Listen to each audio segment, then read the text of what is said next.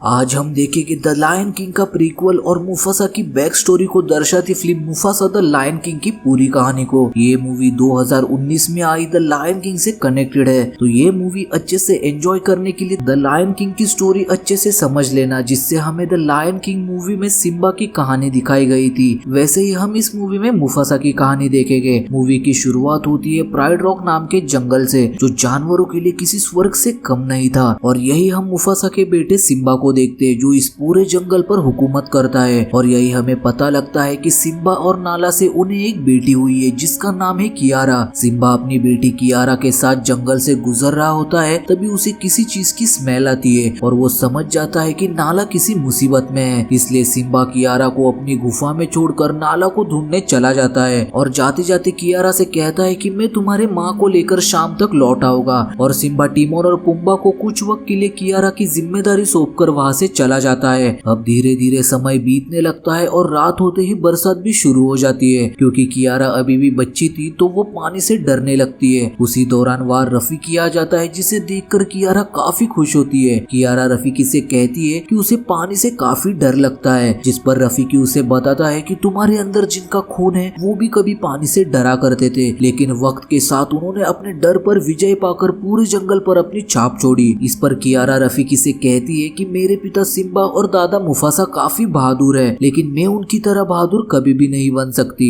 अब कियारा की बातों को सुनकर रफीकी उससे कहता है कि अब मैं तुम्हें एक ऐसे शेर की कहानी सुनाने वाला हूँ जो कभी तुम्हारी ही उम्र का था, जिसका नाम आज भी लिया जाता है, और वो है तुम्हारे दादा मुफासा की कहानी। कहानी शुरू होती ही हम काफी वक्त पहले का सीन देखते हैं, जहाँ एक बंजर जमीन पर मसीगो और आफिया नाम के शेर और शेरनी ने एक बच्चे को जन्म दिया था, जिसका नाम था मुफासा। मुफासा के माता पिता उसे हमेशा एक ऐसे जंगल की कहानी सुनाते थे जो सूरज की दिशा में था, जिसका नाम था मिलेले। वो दोनों मुफासा से कहते हैं कि एक दिन तुम्हें भी उस जगह जरूर पहुंचना है। वही जब एक दिन मुफासा अपने माता पिता के साथ खेल रहा होता है, तभी उसके चेहरे पर पानी की एक बूंद आकर गिरती है, जिससे उसे पता लगता है कि जल्द ही बरसात होने वाली है। बरसात होते ही जंगल के सारे जानवर खुशी से झूमने लगते हैं, यहाँ तक कि मुफासा और उसके माता पिता भी खुशी से झूम रहे थे, पर उन्हें ये नहीं पता था कि उनकी ये खुशी क्या खतरनाक मोड़ ले लेगी। क्योंकि बारिश इतनी तेज शुरू हो जाती है कि जहाँ मुफासा खेल रहा होता है वहाँ बाढ़ आ जाती है। मुफासा को बाढ़ से बचाने के लिए उसके पिता मसेका आगे आते हैं, पर पानी का बहाव इतना तेज था कि मुफासा पानी के साथ बहते हुए उस जगह से दूर किसी दूसरे जंगल में आ जाता है, जहाँ पर किसी दूसरे शेर का राज था। जब कुछ वक्त बाद मुफासा की आंखें खुलती है तो वो खुद को एक पेड़ की टहनी से लटका हुआ पाता है। तभी मुफासा नदी के किनारे लगभग उसी की उम्र के दूसरे शेर को देखता है, जिसका नाम था टाका। टाका जल्दी से मुफासा को पानी से बाहर आने के लिए कहता है, क्योंकि ये नदी मगरमच्छों से भरी पड़ी है। इस बात को सुनकर मुफासा जल्दी से पानी से बाहर आने के लिए अपने पैर मारने लगता है। तभी दो मगरमच्छ उसे खाने के लिए आते हैं, लेकिन सही वक्त पर टाका मुफासा को किनारे ले आता है। तभी वह टाका की माँ यानी क्वीन ईशा आ जाती है। टाका यहाँ मुफासा को अपनी माँ से मिलवाता है, जिस पर ईशा टाका को डांटती है, ये कहकर कि तुम्हें ऐसे किसी आवारा शेर के साथ नहीं घूमना चाहिए। इस बात को सुनकर मुफासा ईशा से कहता है कि मैं कोई आवारा शेर नहीं हूँ, बल्कि मैं तो अपने परिवार से बिछड़ गया हूँ। इस बात को सुनकर ईशा मुफासा को अपने पति यानी इस जंगल के राजा ओबासी के पास ले आती है। ओबासी को ये बात अच्छी नहीं लगी थी कि वो किसी दूसरे शेर के बच्चे को यहाँ लेकर आई है। इस पर ईशा बताती है कि ये बच्चा अपने परिवार से बिछड़ गया है और मैं चाहती हूँ कि हम इसे अपने पास ही रख ले। जिस पर ओबासी ईशा से कहता है कि अगर तुम इस बच्चे को अपने पास रखना चाहती हो तो पहले इसे अपने आप को साबित करना होगा। इसलिए ओबासी टाका और मुफासा की रेस लगवाता है। क्योंकि मुफासा के साथ काफी कुछ हुआ था तो थकान के मारे उसकी तेजी भी कम हो गई थी। इसके बावजूद टाका जानबूझकर हार जाता है, क्योंकि वो दिल से चाहता था कि मुफासा उसके परिवार के साथ ही रहे। मुफासा की जीत से ओबासी इतना खुश नहीं था, लेकिन अपने वादे के चलते ओबासी मुफासा को अपने परिवार में शामिल कर लेता है, पर एक शर्त रखता है कि वो सिर्फ मादा शेरों के साथ ही रहेगा। जिसके बाद से मुफासा और टाका बिल्कुल भाई जैसे रहने लगे, और इसके साथ ही ईशा भी मुफासा को शिकार करने के सारे तरीके सिखाती है, क्योंकि वो उसे भी अपना बेटा मानने लगी थी। अब वक्त बीतने लगता है और समय के साथ मुफासा और टाका भी अब बड़े हो जाते हैं। यहाँ हमें एक चीज पता लगती है कि दूसरे शेरों के मुकाबले मुफासा कुछ ज्यादा खास है, क्योंकि उसे पैदाइशी कुछ ऐसी चीजें विरासत में मिली थी जो काफी खास थी,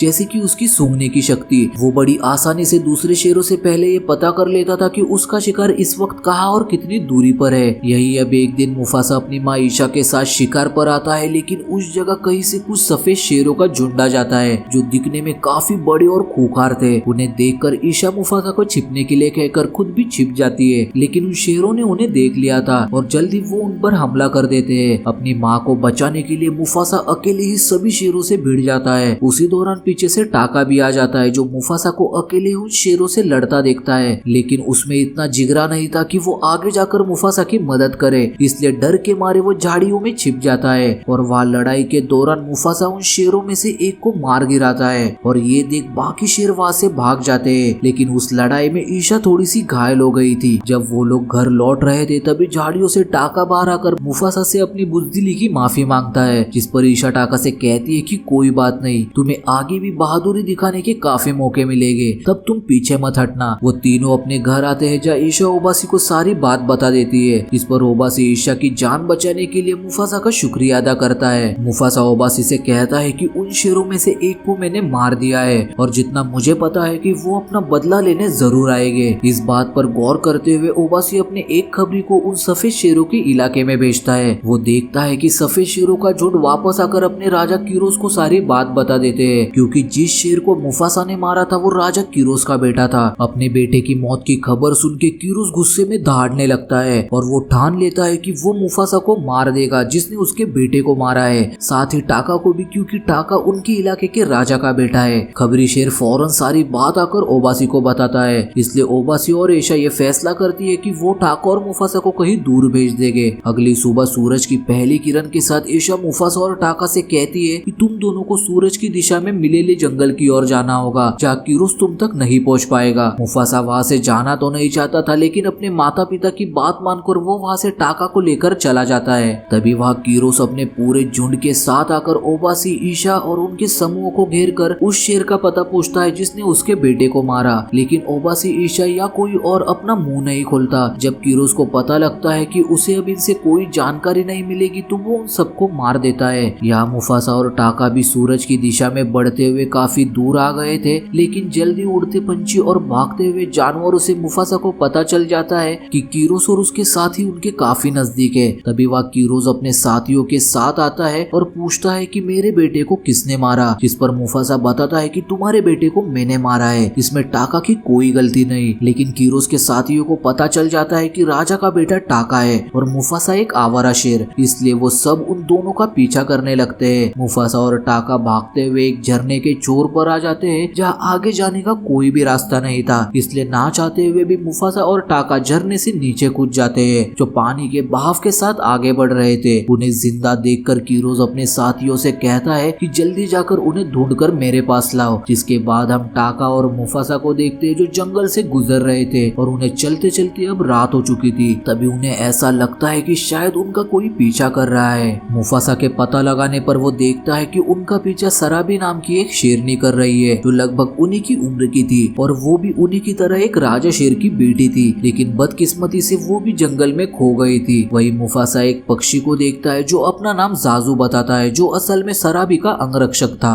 अब जाजू, सराबी, टाका और मुफासा चारों मिलकर एक साथ आगे बढ़ने लगते हैं। यही से थोड़ी ही दूरी पर हम काफी सारे बंदरों को देखते हैं जो रफीकी नाम के एक बंदर को अपने ग्रुप से निकाल देते हैं, क्योंकि उसके पास कुछ ऐसी खूबियां, ऐसी शक्तियां थी जिसकी वजह से बाकी जानवर उसे अट्रैक्ट होते हैं और इसी की वजह से बाकी बंदरों की जान भी खतरे में पड़ सकती थी। यह अब रफीकी मुफासा के ग्रुप से मिलता है और रफीकी जानता था कि वो उसका शिकार करने की फितरत में है। तभी रफीकी उन्हें बताता है कि जिस मिलेले जंगल तक तुम जा रहे हो मैं वहाँ तक तुम्हें आसानी से ले जा सकता हूँ, क्योंकि मुझे वहाँ तक जाने का रास्ता पता है। इस बात को सुनकर मुफासा अपना इरादा बदल देता है और अब पांचों एक साथ मिलकर मिलेले की तरफ बढ़ने लगते हैं। अब अगले दिन सराबी हवा को महसूस करती है जिससे उसे पता चल जाता है कि कीरोस और उसके साथी काफी तेजी से उनकी तरफ बढ़ रहे हैं, इसलिए वो सब बिना रुके आगे बढ़ते रहते हैं। जिस दौरान टाका मुफासा से कहता है कि मुझे सराबी काफी पसंद है, तो मुझे बताओ कि मैं शुरुआत कहाँ से करूँ जिससे मैं बिना डरे सराबी से बात कर सकता हूँ। जिस पर मुफासा टाका को बताता है कि जब वो पास से गुजर रही थी तभी उससे फूलों की खुशबू आ रही थी,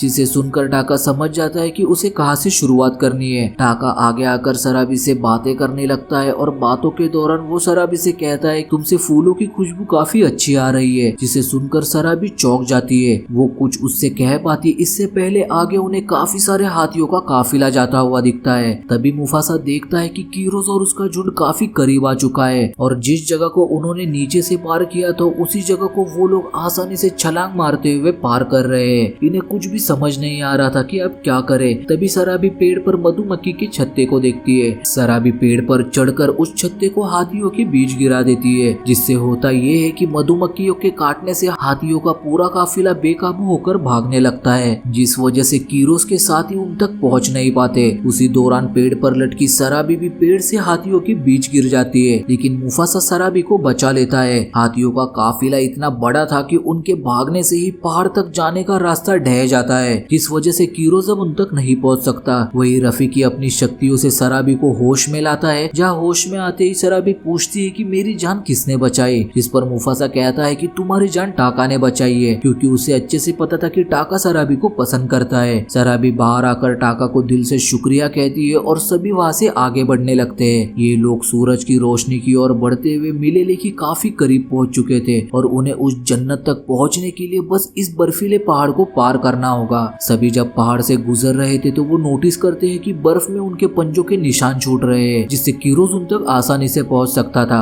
मुफासा जाजू से मदद मांगते हुए उससे कहता है कि तुम जाकर बर्फ से निशानों को ढक दो। जाजू बिल्कुल ऐसे ही करता है, जिससे कीरोज और उसका झुंड पता नहीं लगा पाते कि मुफासा और उसका ग्रुप आखिर कहाँ गया। जाजू को भी जब ये तसल्ली होती है कि कीरोज अब उनका पीछा नहीं कर पाएगा तो वो वापस आकर मुफासा को सारी बात बताता है और अब वो बिना किसी डर के अपनी मंजिल की तरफ बढ़ने लगते हैं। रात होती है, जहाँ बातों के दौरान शराबी को पता लगता है कि उसकी जान बचाने वाला टाका नहीं बल्कि मुफासा खुद था। शराबी के जोर डालने पर आखिरकार मुफासा उसे बता ही देता है कि उसने ही उसकी जान बचाई थी, जिसे सुनकर शराबी मुफासा को पसंद करने लगती है। वही दूर खड़ा टाका मुफासा और शराबी को करीब आता देख गुस्से में पागल हो जाता है और उसे अब मुफासा के लिए बस नफरत थी। वो किसी भी हालत में मुफासा से इस धोखे का बदला लेना चाहता था। तभी वो दूर कीरोज और उसके झुंड को देखता है। टाका कीरोज के पास आकर उससे कहता है कि राजा का बेटा भले ही मैं हूँ, लेकिन तुम्हारे बेटे को मुफासा ने मारा है और अब मैं मुफासा को मारना चाहता हूँ, इसलिए मैं तुम्हारी मुफासा को मारने में मदद करूंगा, क्योंकि मुफासा अब मेरा भी दुश्मन बन चुका है। जिसे सुनकर कीरोज टाका को बख्श देता है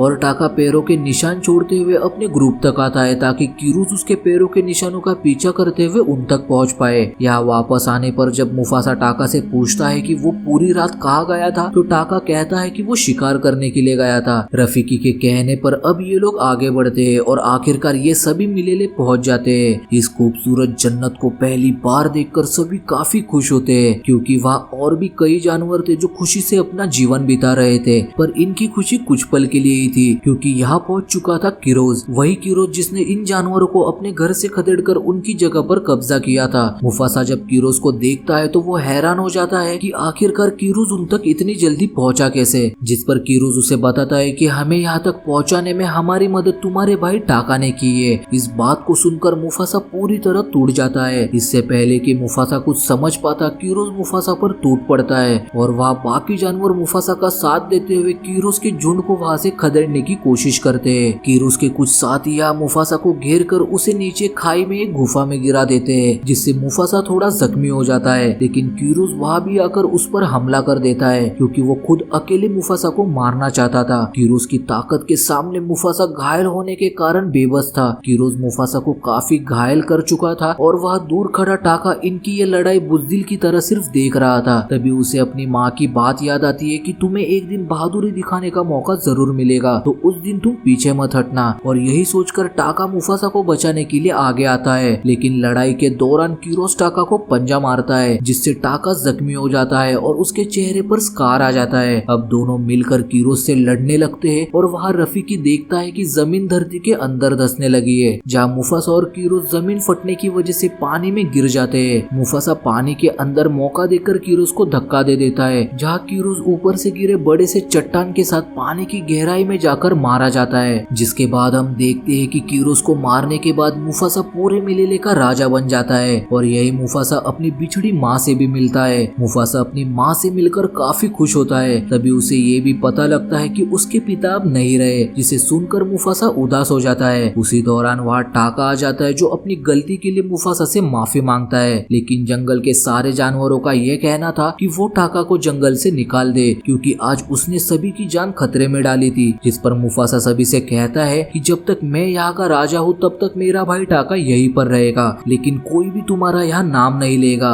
ये सुनकर टाका खुद ही अपना नाम स्कार रख लेता है, ताकि जब जब उसका नाम लिया जाए तो उसे अपने गलती का एहसास हो। और इसी के साथ रफीकी अपनी कहानी खत्म करता है। कहानी सुनने के बाद कियारा अब काफी खुश लग रही थी। तभी वह सिम्बा उसकी माँ नाला को लेकर आ जाता है, जिसने अब छोटे से नवजात बच्चे को हाल ही में ही जन्म दिया था। कियारा अपने छोटे भाई को देखकर काफी खुश होती है और इसी के साथ यह फिल्म यहीं पर एंड हो जाती है।